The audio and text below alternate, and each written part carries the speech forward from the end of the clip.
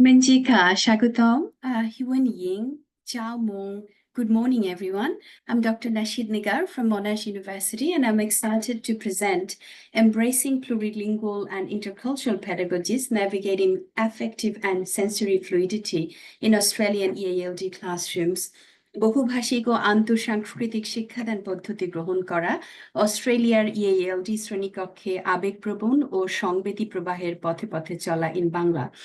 At the Language Teaching, Learning and Assessment in Transformative Times online conference celebrating 20 years of TESOL at Flinders University.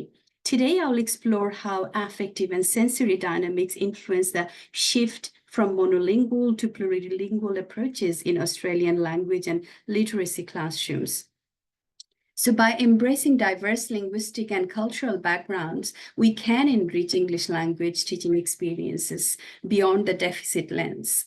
I look forward to engaging in meaningful discussions about the role of multilingualism and cultural diversity in education. Thank you for joining me today. So Monash University acknowledges the Bunawarang and Wurundjeri peoples, while Flinders University recognizes the traditional owners of its unceded lands, including the Arrernte, Daguman, and various First Nation peoples. And these lands, as country, hold deep cultural and spiritual significance, fostering profound connections with their communities. As we celebrate 20 years of TESOL at Flinders University, we honor the stories and wisdom of traditional custodians, pay our respects to elders past, present and future, and commit to partnerships that uphold Indigenous sovereignty and enrich our educational journeys. Okay, so the study examines actually the narratives of lived experiences of 16 EAL background English teachers, literally since early childhood, who are kind of, developing their professional identity to plurilingual teaching context in Australian classroom. So it focuses on how affective experiences fundamentally shape language and literacy teaching and explores the transformative impact of sensory, felt, and pre-personal elements in language and literacy educations. As myself and a colleague highlight, affective dimensions of lived experiences in education are not merely supplementary, but foundational for deeper engagement. So the study investigates the dynamic interplay of emotions, moods, feelings, personal dimensions, and physical sensations in shaping educational experiences and identities grounded in the principles of affect theory, such as of Deluge and followed by Massumian, Sigworth, and Gregg. It reveals how fundamental affects such as happiness, sadness, and desire act as forces, or the interplay of forces, if you like, that mold motivation, volition, and self-esteem and identity formation. So the affective states of teachers reverberate through their instructional practices and the engagement of students, suggesting that teaching transcends mere intellectual discourse to encompass sensory and relational dimensions. Moreover, practice theory articulates that teaching embodies a rich tapestry of bodily, emotional, and experiential flows, a concept we can understand as curriculum as folding democratic practice that I kind of uncovered in one of my other papers this year. So mood variations, including subjunctive, indicative, and descriptive states alongside aesthetic experiences, those moments of awe, delight, and provocation are crucial in classroom setting. And empathy and curiosity further amplify social and cognitive engagement, while physical sensation, cultural norms, and interpersonal relationships intricately weave through the fabric of teacher-student interactions and learning outcomes. And teachers as creators harness storytelling, visual arts, and immersive flows to cultivate aesthetic engagement and emotional connections, and thereby constructing supportive and collaborative learning environments. As I argue in that in the paper I mentioned before, this interaction between sensory experience and pedagogical practices encourages a fluidity and responsiveness, making learning resonate more profoundly with the diverse needs of students. As Deluge and Dewey underpinned in their works. By embracing these affective dimensions, and educators can forge inclusive and dynamic classrooms that nurture both cognitive development and identity formation.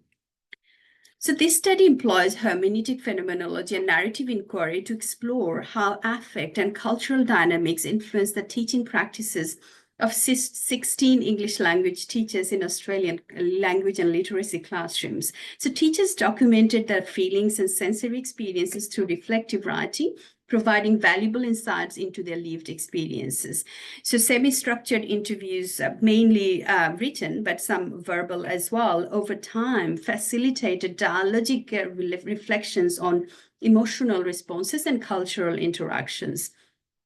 So the analysis centered on their narratives and recursive interpretations, uncovering key affective and intercultural themes. So the findings emphasize the affect and intercultural engagement are vital to their teaching strategies, greatly impacting language learning and fostering their intercultural understanding and formation of their identity. The findings demonstrate that affective interplay significantly shape teaching methods in plurilingual and intercultural classrooms. For example, Yasha's approach entwines aesthetics, visualization, and translanguaging to make lessons more dynamic and inclusive. So she invites students to visualize a train journey, creating an immersive and memorable learning experience. And this use of sensory engagement enhances language education. Laura's narrative reflects a subjunctive mood oscillating between fear and satisfaction. So her longing for native speaker status is encapsulated in the phrase, "if only I were a native speaker." Similarly, Kwong's desire for equal recognition reveals the struggles non-native English-speaking teachers face. So this drive for validation highlights the broader challenge of gaining respect in professional settings. So May's story balances frustration with empathy. She emphasizes to her students, "We are here for you. You can talk to us, and we are your community." So her dual affective state and their interplay, frustration intertwined with empathy, demonstrates a commitment to supporting students despite systemic challenges and its impact on her psycho-emotional state. So these examples underscore the interplay of basic affects and mood states, illustrating both barriers and transformative potential for affective dimensions in plurilingual teaching. So this analysis raises a reflective question here. How can educators integrate teachers' affective experiences to create more equitable language education? So the use of sensory and aesthetic dimensions in teaching enhances intercultural learning and increases student engagement, as I said before. So to give you an example, Mahati, who initially felt marginalized as a non-native English-speaking teacher, creatively includes music, meditation, and technology into her lessons. And she emphasizes at the end of the session, we always play and sing together, creating a productive and joyful learning atmosphere, illustrating how sensory elements foster inclusivity. Similarly, Rafael diversifies cultural content in his lessons, stating, if you're teaching about festivals, you don't teach Australian festivals, you teach all festivals. Students get a broad understanding. And this approach broadens students' intercultural awareness.